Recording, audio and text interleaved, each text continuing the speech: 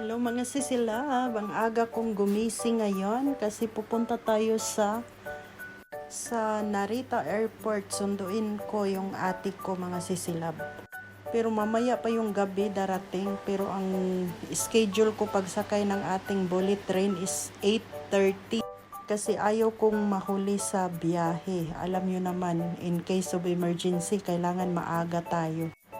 So, pupunta na tayo sa station para mag-ano tayo doon, mag-stay muna kung anong mga ganap. So, parating na yung bullet train na sasakyan natin papuntang Tokyo.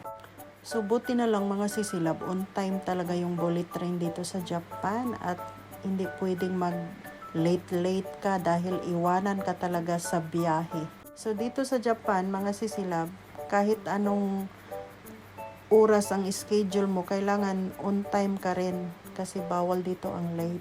So itong ate ko mga sisilab, tumawag, buti na lang nasagot ko at may signal pa yung cellphone natin na hiningian pala siya ng visa ko dito sa Japan. Yun na nga mga sisilab, wala pala siyang dalang Xerox copy. Buti na lang nasagot ko mga sisilab.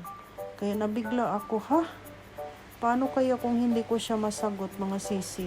So, maiwan talaga siya sa airport talaga kasi wala siyang dalang mga papilis. So, kayo mga sisilab, kung pupunta kayo sa Japan talaga, may mga Xerox copy talaga kayo sa mga papilis na galing dito sa Japan. Hindi pwedeng pupunta kayo dito na wala kang dala porket may visa ka na. Okay na yon, hindi pa pala mga sisilab pagdating sa Pilipinas. Inaantay ko sila hanggang lalabas. Ayan, 9:10 na sila lumabas mga sisilab at iniwan na kami ng bus. So, sumakay na lang kami sa train para makapunta sa hotel na pinag-anuhan ko. So, ito, nandito na si Princess at ate ko mga sisilab. Grabe hard schedule talaga at nahirapan ako sa biyahe.